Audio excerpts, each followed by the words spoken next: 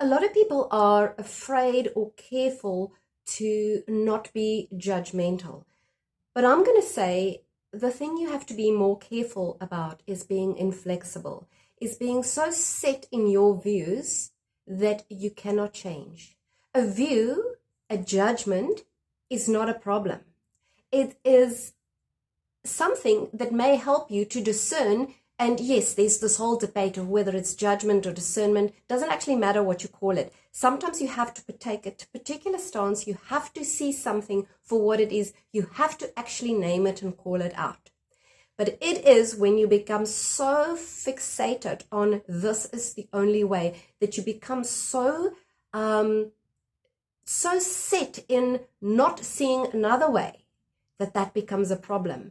Also becomes a problem when you actually don't question that, especially with regards to other people. You will probably notice how easy it is to hear something about someone and to be sucked in. That's just called gossip. And that's where you really judge in a way that you don't actually question. You're not open to asking, is this person really, do I have all the information?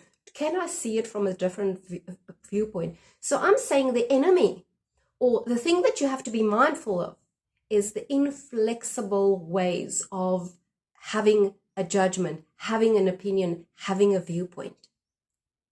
The minute you become so absolute, fixated on something, and so set in your truth, that is the danger. Not the judgment, not the opinion, not the viewpoint, not the seeing something for what it is in that moment. Remember, everything works in such a dynamic way these days. Whatever is true right now may not even be true, and I'm talking for you, in a short while. So always look with the eyes of, yes, this is it for me now, but can I hold the view that it can change? Can I forever be with the dynamics of what is happening? And the only way you can really stay abreast and in tune with dynamics is if you can listen to your soul, if you can embody and listen and hear divine guidance, true,